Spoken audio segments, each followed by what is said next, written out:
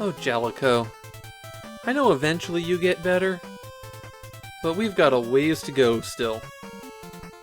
Youkai Club is their attempt to mimic Castlevania, a game that's been out for a while on the disk system, but which we won't see until the very end of this project. The plot of the game is that the evil yokai Gallus has summoned all of the evil yokai to take over Tokyo. It's up to the psychic teenager Akira to defeat them all. I've bounced off Youkai Club a few times, but today I popped it in, thought, this is the time I'll get into it. Instead, I got a deeper understanding of the game's flaws, and realized, yeah, there's a reason why I haven't been able to get into this one. I'm going to start with one of the two interesting facts about Youkai Club I learned, neither of which are actually about the game. You might notice that Youkai Club is half in English, but the title is entirely in Kanji. This is one of very few times in Japanese where European loanwords are written with Kanji. By a strange coincidence, the characters which can be pronounced ku-ra-bu also have some inherent meanings that point toward a social club, and so it became acceptable to write club that way, but you can still write it in katakana if you like. I said that Youkai Club was Jaleco's attempt at Castlevania. That's how it's considered in Japan, but playing it, I feel like it has more in common with Kid Icarus. Or at least the first level does. You have to climb a tall tower to reach the boss, and a major feature of the game is the experience point system. When you kill an enemy, they drop an orb, and that orb is how you get points. 3,200 points equals one block of that experience point bar. You can also find this book that fills you up to the next bar. If you get the experience high enough, your attacks improve. It's also how you get extra lives. When you run out of health, if you have enough experience, this butterfly appears to revive you.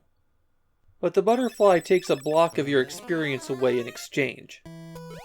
One more thing about the experience bar, you have to have a full experience meter at the end of the game to complete it. So what's stopping you from just grinding up some levels? Well, there's a time limit. And when that time limit runs out, the evil butterfly shows up to kill you. You can actually dodge it for a while, but it's pretty persistent. So you climb, attack enemies, go into the side rooms to explore a little bit. There's really only one path, though. One useful trick to be aware of is that as enemies spawn in, you can hit them.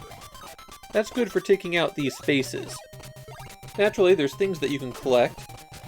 The POW fully restores your life bar. The medicine bottle makes you invulnerable for a while, and it really does seem to last quite a long time. The star gives you shadow clones that will follow along behind you and fire. For the invincibility in the clones, if you leave the area that you're in, you lose that as well. On every stage there is a key that you have to use to exit. These are typically dropped by some kind of boss. Then there are the weapons. When you collect those, they appear in your status bar, and they can each be used once per pickup. You select which one you're going to use by pressing start and moving the arrow, and then you activate it by pressing up and B. The bomb is straightforward, it just destroys everyone on the screen. The flashlight freezes time for anything except the bosses. The effect lasts quite a while too. It's really useful on this ghost throwing dishes out of the well. That brings me to the best thing in Youkai Club. The yokai.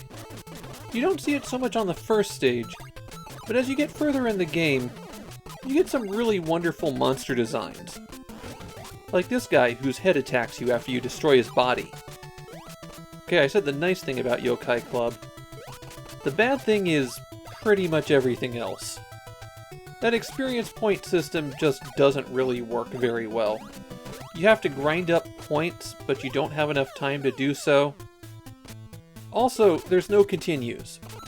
Defeating the first and second boss gives you a code that you input while on the map screen after you start the game. That will take you to the second and third levels with no experience. But beyond that, there's nothing. And since you have to earn a full bar of experience by the end of the game, you're going to want to play through the whole thing from the beginning anyways. The difficulty is also weirdly choppy. You can sleepwalk through 3/4 of the game, and then hit a brick wall. There's a tendency for enemies to take just a ton of hits. You'll often have to sit there and just pound away until they die. And visually it's kind of tough to work out what you need to do in levels. Like on the second stage, you have to go down the well that the ghost was coming out of, but there's nothing there telling you that you need to do that. You just get to this gate at the end and can't go through. In the end, the action isn't much fun. And that's what kills Youkai Club. It's a mediocre game that you might enjoy if you didn't have any other options, but you have other options. Now that we're wrapping up, let me give you my second interesting fact about Youkai Club.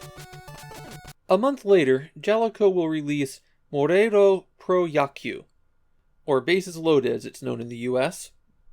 Orders for that game were so high, Jaleco had to cut production on Youkai Club and repurpose the cartridges. So in the initial run of Morero Pro Yakyu, there are red cartridges and black cartridges, and the black cartridges started out as copies of Youkai Club. It's also made Youkai Club a little bit difficult to get a copy of. It's not especially rare or expensive. I only paid $5 for my box copy. It's just that there's not that many copies around. But as a mediocre Famicom game, there's hardly anybody looking for it.